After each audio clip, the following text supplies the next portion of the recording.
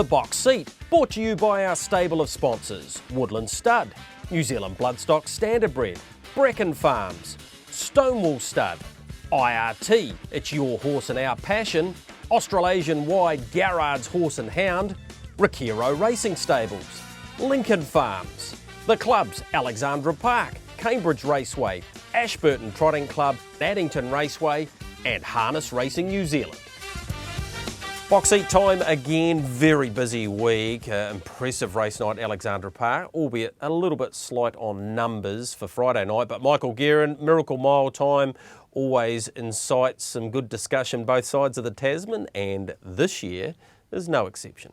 Yeah, good morning to you, Greg, and big hi to everybody watching around Australasia and to our friends in northern New South Wales if you're watching, and in the southern parts of Queensland. We're thinking of you because we know how tough it is for everybody involved there with those floods, but of course, particularly for horse people, because that's not an easy thing to negotiate when you have all the horses. Today we have plenty to watch though, Greg, because Miracle Mile is this Saturday night, historic Miracle Mile.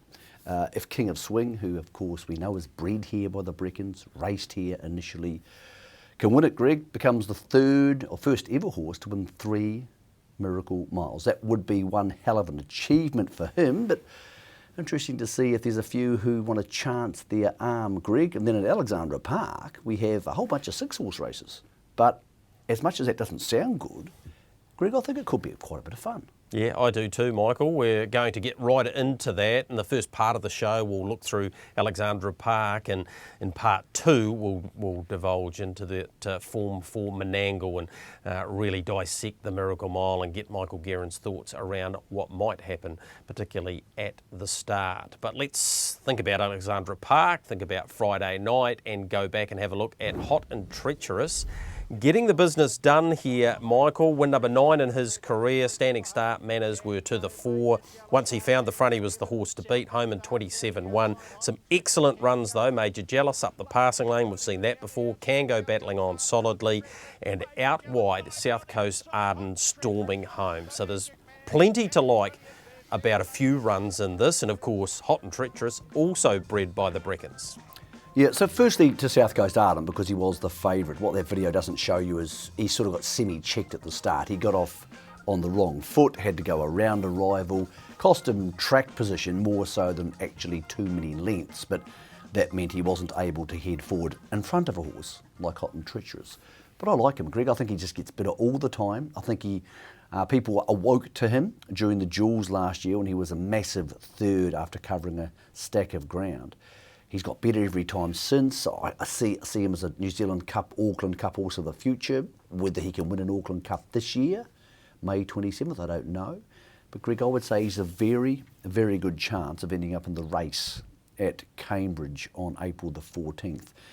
I spoke to one of the slot holders over the weekend who has ties to the Brian and Gareth Hughes stable, and he said if we can't get one of the Australians we're looking for, then yes, Hot and Treacherous may be our backup plan, and a pretty good backup plan he would be. So Greg, he's getting more hardened by this regular open class racing. He goes again this Friday night, and I think all the people who backed South Coast Arden may not have enjoyed what they saw, but the fans of South Coast Arden, Greg, probably feeling pretty chipper that he's heading the right way for this week, for the race, for the Auckland Cup. It was actually a pretty good performance from him against his usual pattern. Yeah, it was, and Brent Mangos, his biggest fan, was on SENZ with us on Sunday, and yeah, he was glowing in what he felt from his star pacer and is looking forward to this week and obviously all of those features. Those that weren't there on Friday night went around at the trials on Saturday. Beatty Joe was successful in this, got off the gate really nicely, got the front. Akuta finishes second, Self-Assured third, and Franco Indy into fourth position. So a pretty hot trial here, Michael, 57.3.27. Not a lot to dislike about any of these runs. Well, it was a trial, wasn't it? So it had that trial feel to it, everybody holding on to them up the straight. And I don't know what you make of it as an indicator towards this week. What's more important for me for this week, and we'll get to Akuta and Franco Indy shortly, is in the free-for-all, the City of Auckland free-for-all. South Coast Arden drew inside Self-Assured. So the market's quite loose for South Coast Arden. I thought 2.8 was value for him, but there'll be so much money for Self-Assured. had you reversed those draws, Greg, people would think Self Assured may lead and it could be race over. I think now it may be a lot closer and a lot more tactical, because I've got no doubts Menangle will head forward with 2 runs under his belt and quite a hard run last week after a good workout the week before. I think he'll lead, and then Self Assured won't be trailing him, and he can't sit parked outside him and beat him, I wouldn't think. So it gets slightly tricky, Greg. I just thought the $1.65 for Self Assured, who might be the best horse in the country and probably is, was short enough. How did you see the City of Auckland? Yeah, I'm big on South Coast Arden. I mean, Self Assured, I think at the moment is racing better and is the better horse at the moment. But that barrier draw, gee, that makes it even more intriguing, because you're right, Brent will be aggressive, he'll get the front. It's a $50,000 race, the Auckland Co-op Taxis, City of Auckland free for all. There shouldn't be any problem from Kango or Dance Time. They both get off the gate very well, Michael, but I can't see them wanting to park South Coast to Arden and therefore probably cop more pressure from Self Assured. So I think it's his chance to win the race. BD Joe, you wouldn't see him coming out from 6. He's very quick off the gate when he wants to be, but there's enough quality plus gate speed inside him to say probably not for this race. Well, there's also enough races coming up, Greg. Yeah. We're at the start of a very long campaign going through the race, which is worth 18 times more than this. The Auckland Cup's worth 8 times more than this. There's a whole bunch of Messengers, Taylor Miles, Agua Calientes. So I don't think anybody wants to be giving themselves too much of a headache if they don't have to. And the other thing too is, in my mind's eye, Greg, and we'll talk about the race more later, I think there's about 6 spots taken. But there's about 4 spots left. And what people don't want to do as your slot holder is see you dropping out and finishing 10 lengths behind a horse. If you're BD Joe and you're going to head forward or can go and get into a fight with South Coast Arden, and then Self Assured comes and gets involved, Greg, I don't think it helps your case. So I think you'll lead. I think you're right.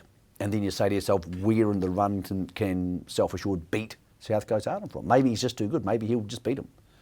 But I don't want to be on him at $1.65 sitting part, Greg. So the 1-1, happy to be on him. If he's way back last, which he probably won't be, I don't know. I just think the market's too close, $1.65, and I think the 2.8 for Mango's horse, even though the algorithms will obviously follow Mark's horse and therefore he could even tighten more on the night, I couldn't take those odds. And like you, if he gets out to $3 South Coast Arden, I'll start getting interested. Happy to have a play into that. That's one of the features, is the last race on Friday night, the very much time-honoured Auckland Co-op Taxi City of Auckland free for all. Another excellent race. It is for the 3-year-olds, is the Alaba Classic. And we have a video here to have a look at, Michael, of Beach Ball. Well, he was hitting the disc and therefore running 237.6 his overall time. This is a horse that's never been further back than second in 11 runs, 55.3 mile rate. There was a little bit of Krug about him in the Derby. I know it's not a comparable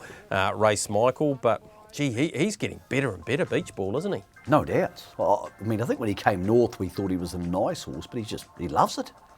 He loves it up here, Greg. And a month ago, 8 weeks ago, if you told people that he was a chance of beating a Cooter and Franco Indy, they would have thought you had a few issues.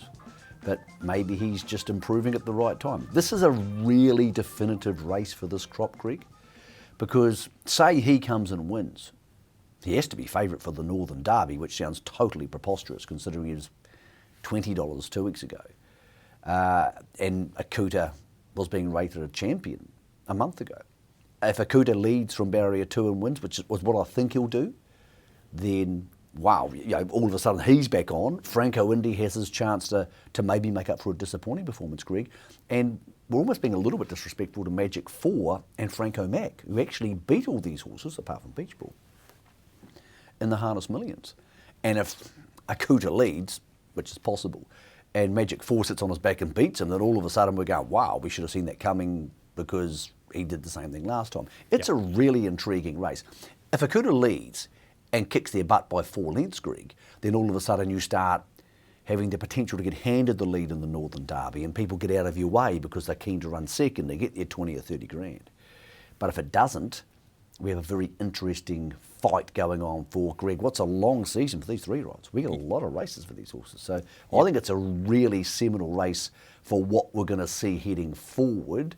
I think a Cooter will win, but I'm happy to take $2, but by no means, Greg, am I as confident as we all were 4 weeks or 6 weeks ago. Yeah, I'm prepared to give him a pass mark from last time because I reckon that run the week before against the older horses, and Mark Purden's alluded to it in some of the media as well, might have just taken the edge off those two horses. So I'm prepared to give a pass to both he and Franco Indy. But you're right, even though it's a small field this week, it's a benchmark. It really is for these horses going forward, and I can't wait for it. It'll be a really good contest, the Alaba 3-year-old Classic. It raises a really interesting question, Greg. Like, small fields aren't great for turnover. Now, that we can get a little bit carried away with that because the actual betting revenue we get, whether the bookies get it right or not, and whether people back these horses, is just as important as general turnover at this level.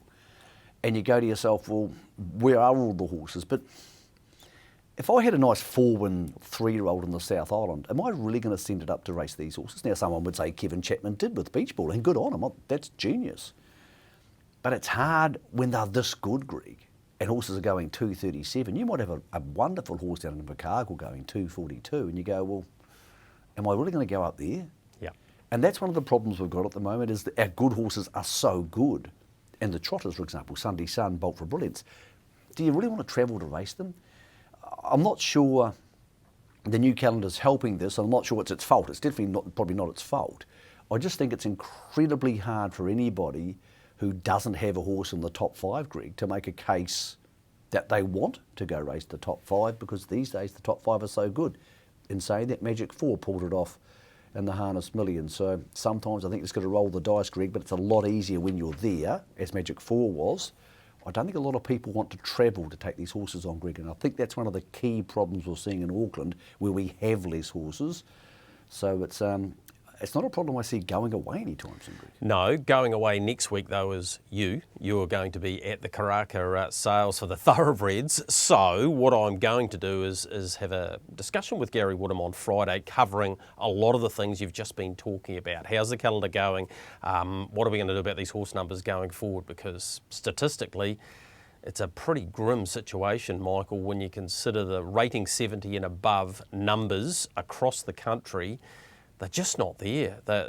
It's really quite concerning and makes it difficult, particularly when Alexandra Park and even more importantly Addington on a Friday night drive so much of the turnover, and yet the numbers are limited, therefore we're not getting the maximum turnover on those races, Michael. So, yeah. The thing I don't understand, Greg, and I think about this a lot and then I stop thinking about it because it hurts my head, is we have, well, use Addington. We have Addington racing one weekend, the same weekend as Monte Carrara, and one gets 100 noms and one gets 170 noms.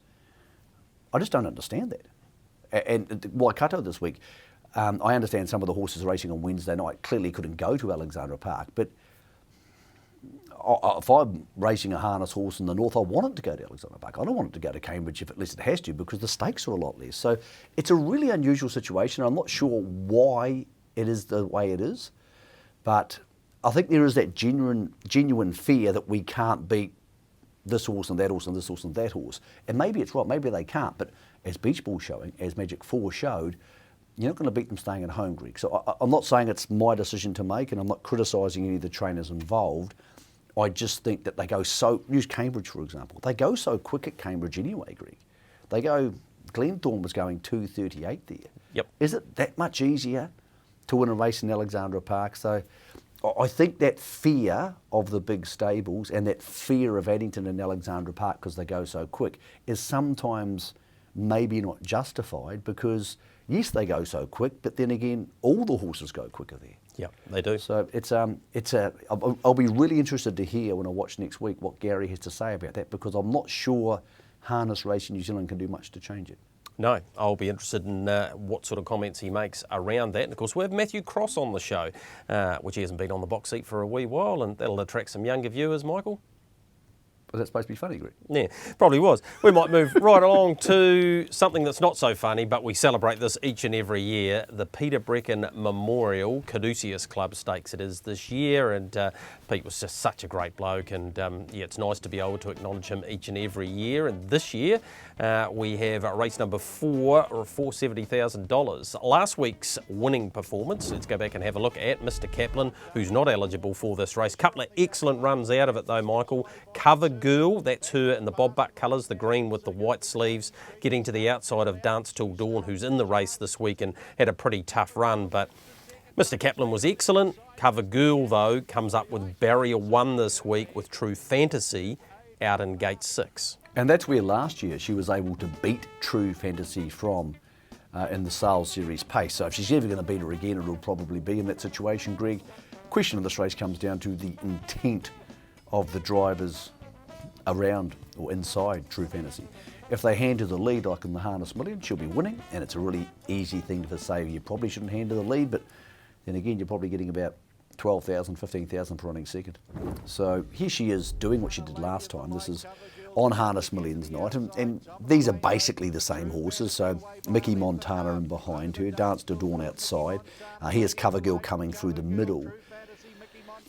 If she runs to the front, Greg, she'll win. She'll probably win regardless, but I wouldn't be surprised if somebody, particularly maybe John Dunn, thought let's roll the dice and try and park her out. And last year, when that happened, Cover Girl could beat her. So it's not impossible it could happen, Greg, but you just get the feeling she'll probably win again. Speaking to her owner, Jean Feast, Greg, she was tremendously excited this week by the news that the borders are opening up partially.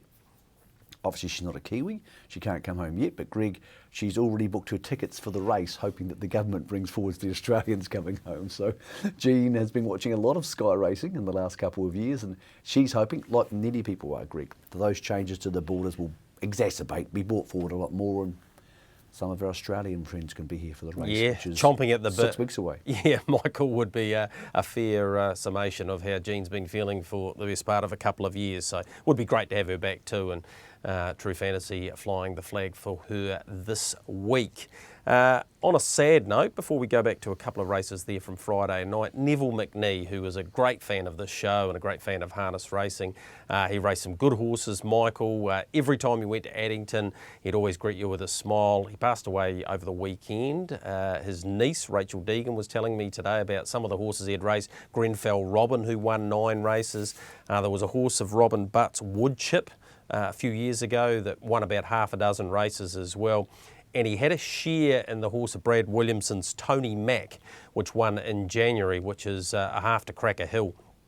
So he had a bit of luck in the latter part of his life. Really good rugby player, Michael. Played for North Otago, had a midweek game against South Africa as well, and he just loved the sport. So our condolences to Neville's family. But when you think about some of the horses he raced and the time he had in harness racing, he actually got in trouble once, Michael, for he was president of the Oamaru Harness Racing Club in the latter part of his life, and he's a life member there, but he was a massive part of North Otago rugby, and he nipped off to the Inter-Dominions one year, and he got bought in after he got back because they had a big organisation around the North Otago team, and they reprimanded him for not being there because he went to a harness meeting, so he gave it away for a year. That's the sort of bloke he was. So, great man. My sort of man, Greg. Yeah. Anybody who gets in trouble, gets reprimanded, Yeah. gives things away for a year. Well, Mike goes 5. I'm sorry to hear that for Funnily Dean. enough, they never won a game that year, Michael, and when he came back, he coached the following year, and they were back right up the top again. So, good on Nev. Well, if he's a relation to Deegs, he would have been a good Southern man, and I'm glad to hear he had some winners along the way. So, yeah, condolences to his family. Yeah, definitely. Gold Chain winning at Alexandra Park. Excellent run. 2 breeders she's won now. That's her white again in the Bob Buck colours. Gee, this took a performance too to run down Bohemian Rhapsody, but very well placed. The daughter of Muscle Hill, of course, raced by the great reinsman and trainer Artie Butt, whose colours Bob, his grandson, races in, along with his wife Jackie. And she's just a good mare, this, isn't she?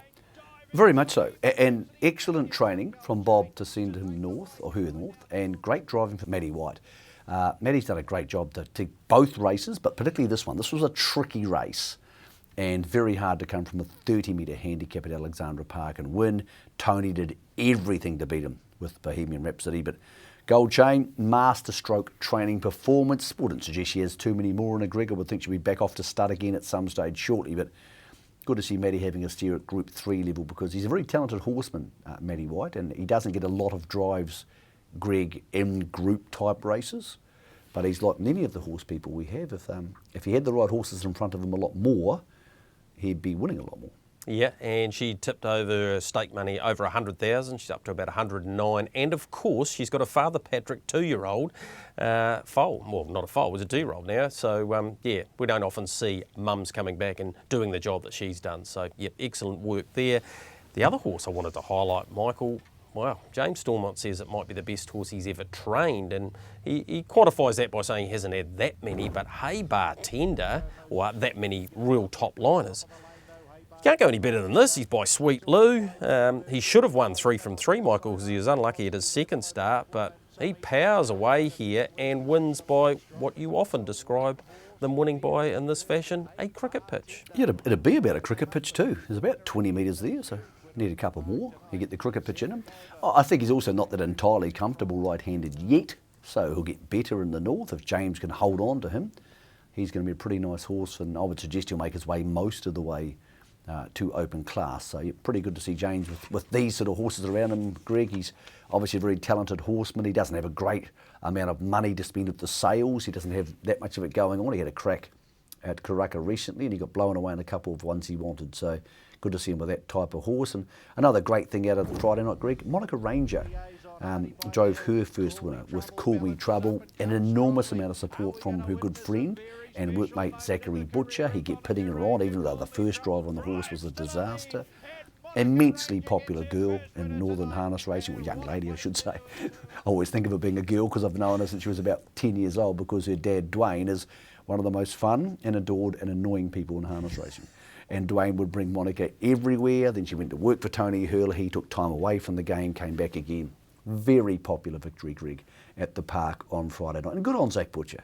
A young guy, he doesn't need to put a young female driver on who's obviously the partner of his cousin, but he kept at it and supported her. And he's a fair bit of depth to Zach when it comes to that sort of stuff. Very loyal person. So yeah, a lot of people were really stoked about that on Friday. Yeah, and I'll tell you what, we better put that race on later on in the show. Otherwise, Dwayne or the Ranger Bomb. Yeah, we don't want to go on the wrong side of Dwayne. We don't want to be Ranger bombed. No. So we'll definitely do that later on. As we go to a break, Michael, I thought it was appropriate that we show this race. Bro Forks S. Here he is, winning the first win in his 55 starts since he last won on the 1st of June back in 2018. As we go to the break, this horse deserved it. He's an 11-year-old, but he's got himself another win. And he gets his 6th victory. Bro Forks, yes.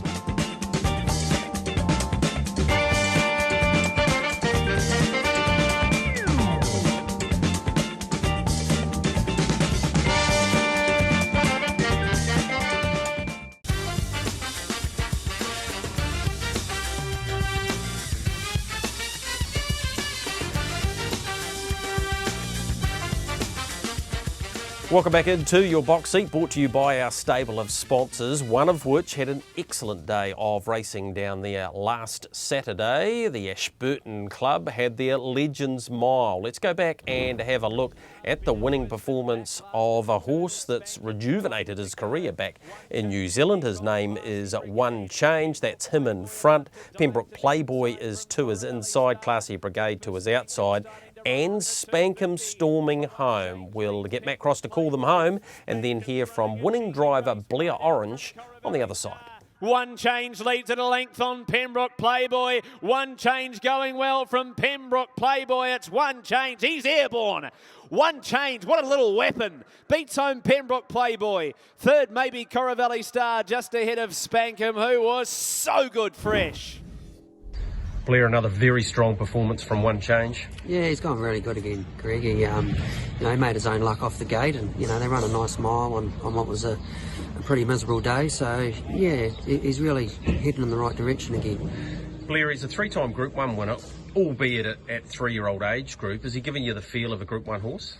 Yeah, he has, to be honest, Greg. He's got better every run, and his fitness levels, getting up to where it needs to be. to race those better horses. And you know, sound wise, he's 100% sound. So you know, he's definitely getting to that level where he needs to be to race those Group 1 horses. Blair, got any advice for any of the slot holders? He would seem at this stage to be, well, potentially in that race.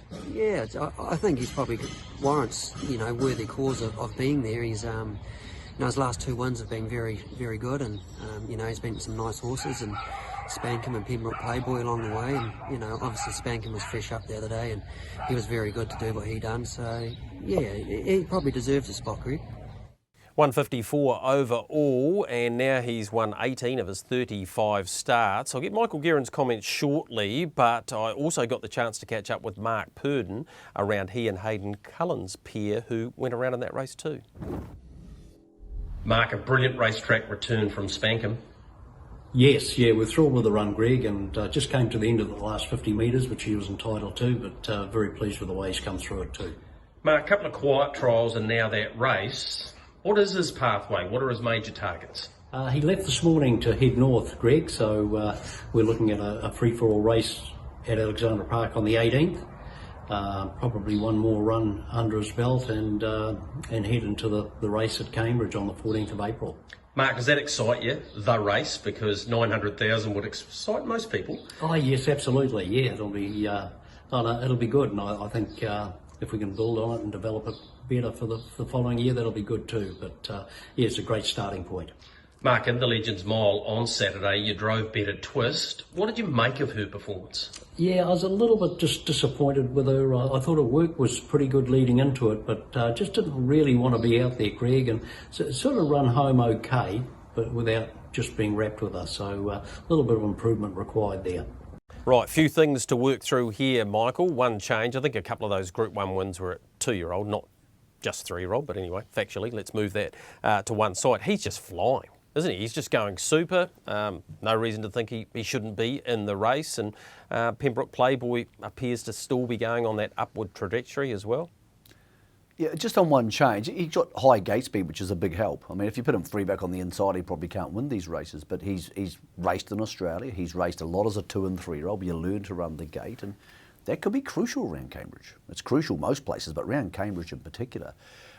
The connections, one of the slot holders is the Summit Bloodstock Trevor Casey slot.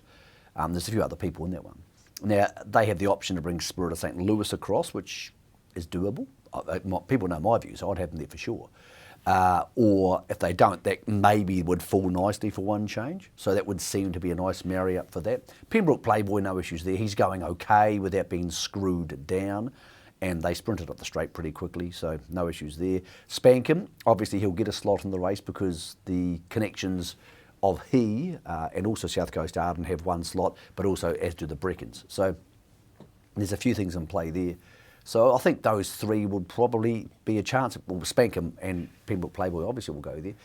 One change, I think, Greg, will be in that little clique of about 3 slot holders looking for about 6 or 7 horses. Now, we heard today, on Tuesday, I'm watching this, that Krug has been taken by the Aussie Lads slot. So that's obviously a big Australian company. It's great to have them on board. So that's 3 slots gone. South Coast Arden will get a slot unless something goes wrong, so we'll Spankham. So that's 5. I think one of the horses in the Miracle Mile this Saturday night, Greg, will turn up at Cambridge for the race, and I don't think it's the one people think it's going to be. I don't think it'll be one of the McCarthy horses, maybe Spirit of St. Louis. I would bring him 100%. But I think there's another horse in the race who might be in the very deep end of a deal being signed. Okay. So having an Australian in the race would be great. Having an Australian with gate speed, even better. Yep. And so I think there's about 6 spots taken, or as good as taken, or if everything, the dice falls the right way, taken. Yep. And then you say to yourself, I don't think the 3-year-olds will go. No, me either. And I don't think Amir, no. I don't think any mares will go. Better Twist isn't going good enough. And Stylish Memphis, I spoke to Jack Trainer, and they're not indicating they want to come back. Yep. So then you've got about 4 spots. Well, it's really hard to make a case that one change doesn't deserve one of those top 4 spots. I think Hot and Treacherous is very close to getting a spot. Yep. So then you go one change, Laver, Cranbourne, BD Joe. Those horses, Greg, would seem to be the natural ones next up. a lot's going to depend on the Miracle Mile and where horses, or how horses like Spirit of St. Louis or Mark Dan go. Yep. So that's roughly how I see the race in my head. There might be one or two I've missed there, but I think that's about the bunch you're talking about. And there's also potential for a horse like Classy Brigade. Some of his connections have a part of a slot, or even Kango being a local. But I think if you had those 6 we spoke about, and then you started to add a One Change, who's a multiple Group 1 winner, and a Hot and Treacherous, who's going to be a Group 1 winner one day, was good in the Jewels, all of a sudden, Greg, BD Joe, that's a really good first rendition of the race. Yep. If you can't get King of Swing, that's a really, really cool race, and we can do something with that. Yep, we can do. I see Mark Dan has been added to the market as well, so maybe there's a lead there. I would suggest, Greg, that's a good idea. Yeah, so that's a very good idea. And just on better twists, see, there's a race at Addington on the 18th of March for her, provided it gets off the ground. And obviously with Spankham going north, that's the Founders Cup on the 18th too, so that'll add a little bit numbers-wise, being involved. I think, Greg, there's no mares races for her. Yep. Really easy for Ken and Karen to retire her. She has nothing left to prove. It's a wonderful breed. We know how valuable she is. King of Swing's upgrading the family. She doesn't need to upgrade the family. No, she anymore. doesn't. She can go to start, and obviously she's the betters. You know, there's a whole bunch of good stallions you can put across the betters mares now. So I'll be surprised if she's still racing by August. I reckon that race, the Legends Mile, could continue to grow over the years too. I reckon it's a good idea there from the Ashburton Club. Let's go to Addington Thursday night though. We highlighted it last week. Phoebe Onyx just keeps on winning, Michael. Going to be aided this week by Five Wise Men being scratched today. In front here, beating Cocky Milk.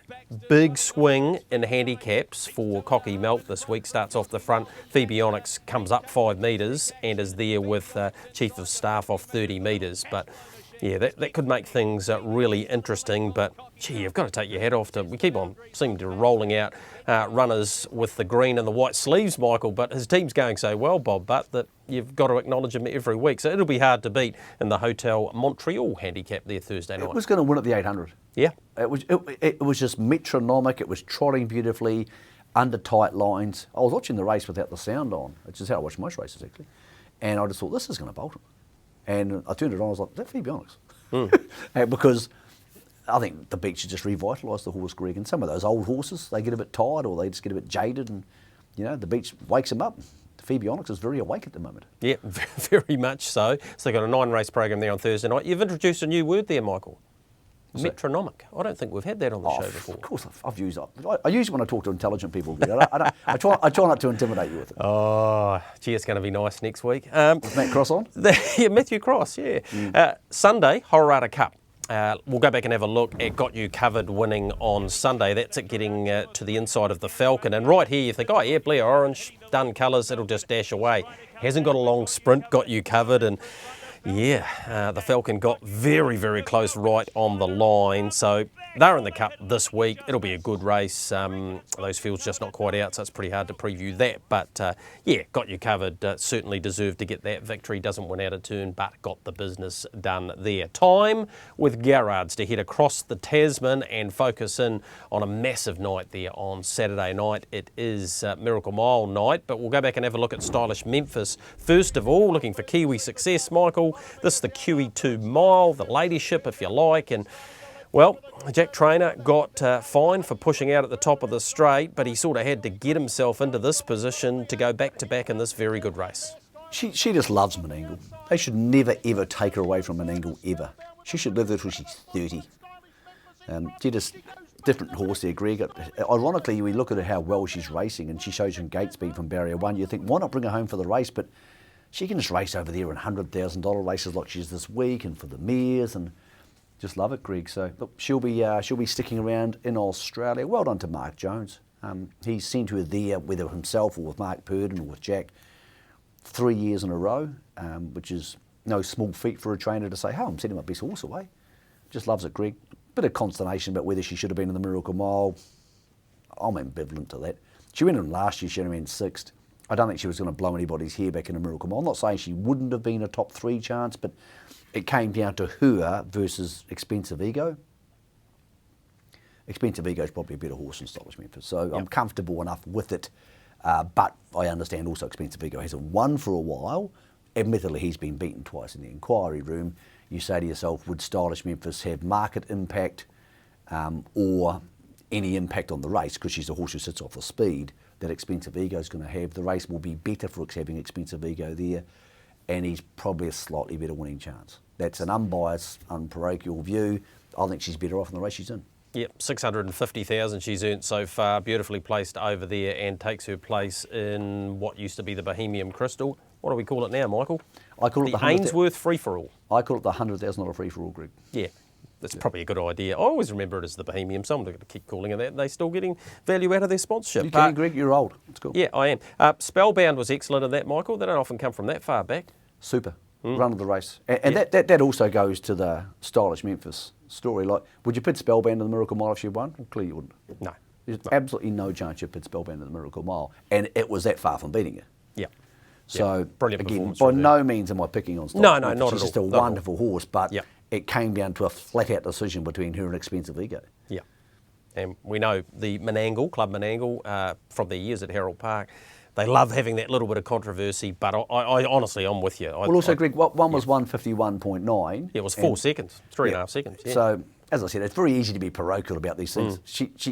It's better for her to be in a $100,000 race. Yep. She can win that. She can't win it. the Miracle Mile. No, dead right. A couple of horses that can. We'll have a look at now, though. Spirit of St. Louis, or Louis, whichever way you want to go. He is flying. That's him popping 3 out there in the hands of Jack Callaghan. Here's a look, and you know then, Michael, that he's going to go bang, and he picks up Expensive Ego, who burnt early in this race. So I thought he was pretty brave to battle on for 4th. But this horse wins 17 from his 38 starts and 148 and 2. Just been super since the start of the Interdominions. He went to the Interdominions, he raced strongly, he got better. He went to Victoria and got in about 4 different dog fights and won most of them, ran second in a Hunter Cup. And look at him here, he's absolutely bolting in. And in New Zealand, he had a bit of a choppy sort of gait, but look at him here, look, he's strengthened. He's confident, Greg. He runs hard through the line in 48 and 2. No reason he can't win the Miracle Mile, apart from the fact that maybe the stablemate's going to be in front of him. But he's absolutely flying, Greg, and he's the horse I would love to see here for the race. Because the race, the Ogo Caliente, the Messenger, all those cool races, and he's shown he thrives on hard racing. Yep. So, gee, it'd be a big decision not to bring him across if you know that, for example, Barry Purdon hasn't got a horse in the race. Tony Hurley here hasn't got a horse in the race. There's people here with really good drivers and really good stables who would look after him beautifully for you. If, in fact, a Jack Callaghan, who does the driving there, couldn't come across by then. And the way things are moving, Greg, with the government and COVID numbers, I'd be stunned if the borders aren't open by the middle of April. No, admittedly, a little bit tricky for planning a race campaign, obviously, but yeah, but It's a pretty good option. well, when you see those big barns like Barry and Tony not having a horse who could be in the race, you start going to yourself, well, that's a pretty good caretaker training situation, because reverse the conversation 3 minutes ago, it's worked for Stylish Memphis. Yeah, it certainly has. Majestic Cruiser, like a wildfire. Another excellent run from it. Let's go to the King in his fastest ever mile, and he's won 11 from 11 at Menangle. And almost his bravest performance in his career, Michael, because you talked about the fact that when he's on the markers and in front, he's basically unbeatable. When he's sitting parked, it's not normally his modus, but it was this on this occasion. Not many horses at park to win big miles at Menangle. It's very, very hard to do. He was out on the line. Bundoran almost got him, which would have been extremely weird, because Bundoran's not a horse you put in the same class as King of Swing. But this was a massive performance. He got a bit jointy about 6 weeks ago, Greg. Now, this is something a lot of people don't know. And they had his joints injected, which legally you're allowed to do. You can do it, but they've never done it for him. He's never been a big vet workhorse. So it just smoothed the kinks. It's made him happier for what's the last campaign of his career. He gets barrier 1 this week. That was enormous. I spoke to Luke about it on Monday, and Luke said, yep, career best performance, so you picked that well. He gets barrier 1. The only way, logically, I see him get beaten is if Mark Dan tries to get him at the start. Bonsell Benjamin got him at the start last week, but Bonsell Benjamin's incredibly fast off the gate. Not sure Mark Dan will go that path. And if he does, I'm not sure he'd want to stay in front. Even if Mark Dan got across him, Greg, I think there's half a chance they would let him retake because there's an awful lot of money for running second. It's an incredible thing to think of a horse winning 3 Miracle Miles. Holmes DG tried to do it. I was there the night Westburn Grant tried to do it, and Christopher Vance beat him actually. Came from last to beat him. And Homer tried to do it, and he had won 2. Bizarrely, Holmes DG actually drew barrier 1 in all 3 Miracle Miles he contested. So this would be what this horse deserves, Greg. He's a big, beautiful horse. Menangle's been his home, along with Smoking Up. He's been the horse who's helped make Menangle what it is. So I hope he wins it. I hope he wins for the Brickens. I hope he wins because he deserves it for his stud career. If he does lead, and there's not much pressure from Mark Dan, I spoke to Aaron Dunn, who has Bondi Lockdown, said the horse broke the track record at James Rattray's in track work on Tuesday morning. He paced a mile in 2:7. Sounds pretty slow, but it's an uphill track. They said the previous track record was 2:10. He said, I'm going to try and settle and then go round and have a look at the king because I've got to. I can't just give him the race. If all of those things happen, Mark Dan has a dab, and then Bondi Lockdown has a dab, maybe Spirit of St. Louis comes off the back of King of Swing and beats him. But you feel like it's destiny, Greg. He feels like a horse who's supposed to win 3 Miracle Miles and then be retired Saturday night. I'm not sure if that fairy tale comes true, but that'd be the best version of my Saturday night. Yeah, it would be. Garrard's Miracle Mile for $1 million goes 11:40 New Zealand time.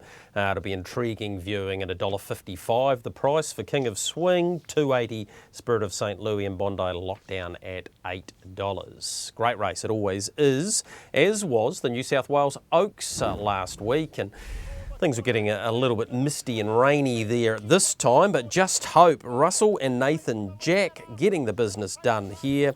Doubled its prize money, beating Madrid and Amora Vita, who did plenty of work. That's Just Remember Me out wide, Michael, but a really good performance from this daughter of Bettor's Delight. And good drive. Nathan's always been a really good driver, only came back to driving recently after having a hell of an experience where he was in and out of the courts over a race betting charge. Let's be honest, there's a few people over here been through the same thing, and Nathan's been cleared, and there was a real redemption about that. Talented horseman, and drove that an absolute treat. That was what the salute was all about, and he drives in the Miracle Mile this week with Mark Dan. Now he is back. Won't be the last Group 1 he wins anytime soon, Greg. No, and we've got to see him the last couple of weeks, maybe even next week, the way he's going. New South Wales Derby heats. We're going to roll these in for you, the 3 of them. First of all, Tim's a Trooper, the first of a couple for Grant Dixon from Queensland. And this one by Tintin in America, Michael, getting the business done for Robbie Morris. Yep, look, he was really good. Robbie does a lot of the secondary driving, so obviously he's going to be driving this horse in the Derby because Grant will be driving the horse you're about to see next. So he was good, this was better. Leap to Fame, he's a Bettors out of Let Us Reason, so really beautifully bred on this great cross, Bettors across an Art Major mare. Look at this through the line. This is the last 50 metres coming up here in bush. Tell me he doesn't like a bit of 2-4. So he's very, very hard to beat this week in the Derby final, but he's drawn wide. And guess who hasn't? The horse you recognise the name, not the colours. There's Major Perry, who ran second in the Jewels last year in the Paul Fitzpatrick colours outside the leader. Slowest heat, went around, sat parked, gets the job done right here. Now he's got barrier 1, Greg. I'm not sure that's entirely advantageous for him because he's got a bit of gate speed, but Menangle gate speed's a whole different thing.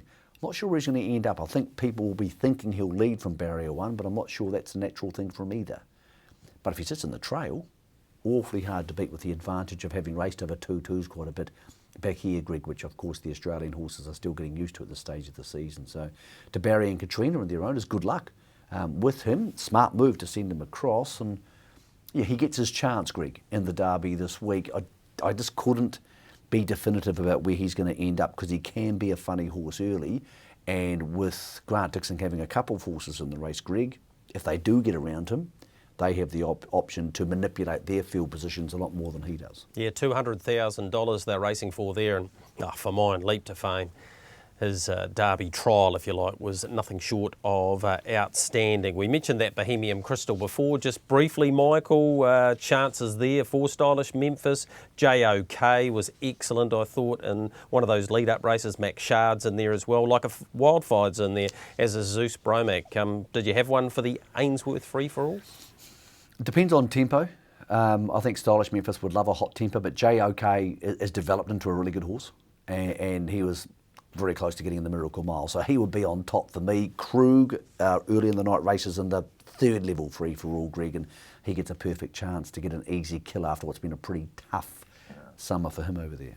Yep, all right, let's leave Menangle there, go back to Melton. Almost missed this race, being the last of the big trotting races. Majestuoso has dominated the trotting circuit, if you like. The Grand Prix at Group 1 level, did it tough, parked out. It's now won 25 races and close to 600,000. Didn't get there by much because I'm Ready Jet flew and Temporale was very brave again, Michael. He was, and Temporale actually heads to Menangle this week, so he's got a second line draw there, Temporale, so that'll be interesting for him around a big track like Menangle. But he's a wonderful little horse, Majestuoso. I don't think it's a very strong crop, Greg, but I say that a lot about Victorian trotters. They tend to have one or two good ones and they race each other every week and one or two of them wins. They just keep adding more money to their bank account. He'll end up a millionaire. Pretty foolproof, Greg. Good little horse, New Zealand breed, and yep, he'll end up winning his $1 million because I just don't see there being many horses over there, Greg, who are that good enough to take him on. And until a Bolt for Brilliance or Sunday Sun or Muscle Mountain turns up, he'll be too good for those about 8 times out of 10. Yeah, I think this season alone, or in the last 12 months, he's doubled his stake money, and he can probably do that again. You're probably right. We've had a look at 2 of the states over there. The next state we go to, Queensland. You mentioned it at the top of the show, Michael. Here's some footage of Albion Park. The background voice there is Tony Turpin, who is the racetrack manager there, and that's the stabling area. Been in there several times, Michael. They will not be racing there for quite some time. Our thoughts are very much with the team at the place they call the Creek, which I don't mean to be funny, but that's what it's resembling at the moment. In fact, it's more like an ocean at the moment. The lake. Yeah, Greg, Yeah. I've been through this a lot when I was a kid. When I was 16 to 18, happened to Victoria Park in Greymouth, which is now sadly closed. We come from a flood town in Greymouth where there's a lot of floods and very hard on people. But people on the coast got so good at it, Greg, they just take their carpet, put it up tight to the roof and take it down a couple of days later. I know that sounds crazy, but that's how regular it happens. If you're not used to that, it can do terrible damage to homes and to racetracks. Victoria Park actually once had the entire racing surface washed away. And that will be an issue when that water goes down, is what's happened to the racing surface. Admittedly, theirs was quite still, whereas at Victoria Park it used to flow through there a little bit. So, terrible stuff for anybody to have to go through. There's scenes there coming out of Lismore and other places too where the water's even higher, but it's pretty scary, Greg. If you've never been in a flood, people think it's only water. A lot of weird things start floating around. I remember once in Greymouth I was looking at an office door and a ship container went past and took out a car while I was standing there. Because once things get flooding, there's not many boundaries in the water, Greg, so it's a pretty scary experience. So I hope everybody over there is holding together, and as I said, really hard for the horses because they're not easy things to move when you get on the wrong side of a flood wall, Greg. Yeah, we'll certainly keep an eye on the situation over there as they build towards another great carnival later in the year in June, July into the constellations. So speaking of Australia, as we go to our next break, Vintage Cheddar, who did such a great job for Alistair Black and the team in the south, has made it 2 from 2. This one trained by Andy Gath, and the way he's going to be a force to be reckoned with regardless of the quality he's up against. But it's Vintage Cheddar well out in front here. Vintage Cheddar, well, he's high range stuff. He's Tasmanian Brie. He comes clear and wins by 6 metres. It's Vintage Cheddar first.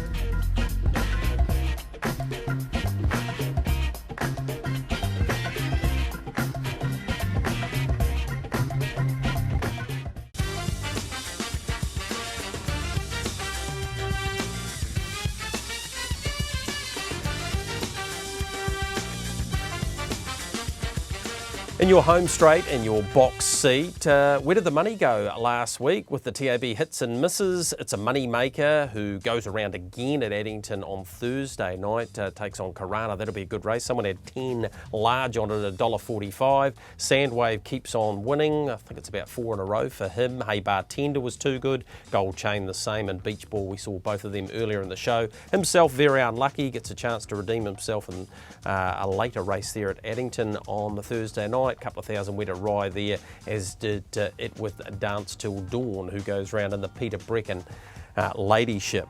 So that is the hits and misses from last week. Where do we go? Harness racing around New Zealand.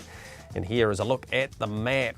Cambridge, they race there on Wednesday. You may have had a bet there and made some money, hopefully, by the time you see this.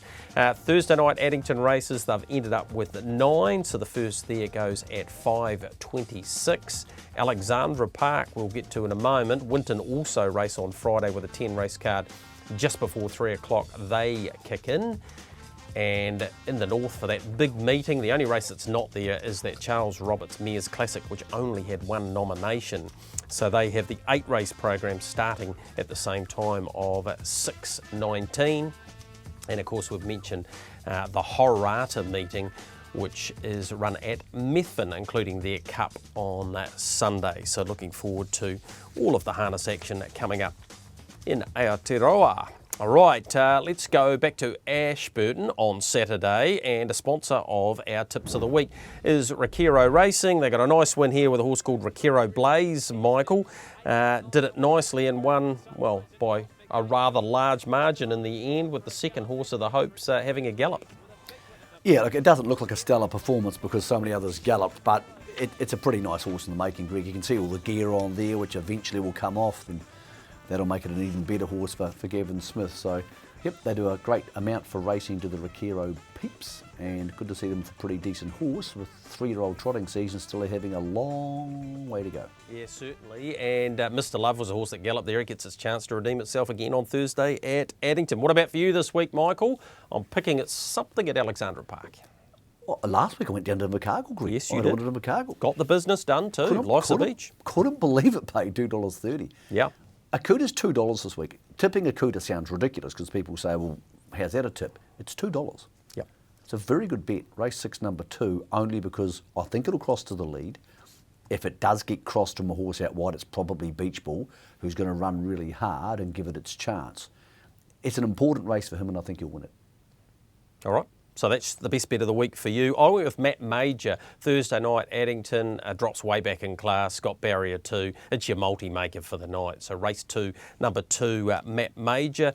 Although it's a lower grade meeting there at Addington on Thursday, there's a couple of really intriguing races, including, I'll just have a quick look here, Michael, the last, which has Sam Hara, He's a Sport, Sounds of Cash, which I think is a great each-way chance, a Better Act, and Yorikobi. So, yeah, there's a few of those sort of races going on at the moment where there's a lot of form to come out of it, and certainly over the next month you need to keep an eye on that. The other thing you need to keep an eye on is Team Teal, Michael, because it continues through to about the middle of the month, I think it is. Alicia Harrison, we know she had that pretty average luck with her car accident with her friends on the way to the Karaka Million meeting. She can't be doing the driving, but if you can support her via the womancan.org.au site, she would love you to support that. So good on you, Alicia. Always thinking outside the square, and the ovarian cancer promotion continues, so we want people to get in behind that. Michael, so much to talk about this week, and next week we'll wrap it all up. You won't be with us, but you'll be at a very important Karaka. Yeah, it's going to be a busy time out there. Also, one thing we haven't spoken about, the awards are on. Yes, the awards are on Saturday night, which are usually a really big deal, and they've sort of been put on the back burner for a whole bunch of reasons, obviously COVID being the most important one. Good luck to everybody involved. Yeah. It's an incredibly difficult thing to get a horse to this level. I know they're not the awards not we want, and hopefully next year, Greg, we can have a bigger one and a bigger celebration. But good on Harness Racing New Zealand for putting them on, because if you don't hold these, Greg, and you have these aspirational nights, then people start going, well, do I really want to be part of this? And you should crown horses as your champions. So to everybody who's involved in that on Saturday night, even under tricky circumstances, good luck, and also good luck to the Kiwi connections, not just King of Swing, Spurter of St. Louis in the Miracle Mile, Greg. It's one of the great races, and maybe we're going to see history in the coolest of ways on Saturday night. Yep, certainly looking forward to that, and I will see you in 7 days' time. Michael will see you in a fortnight.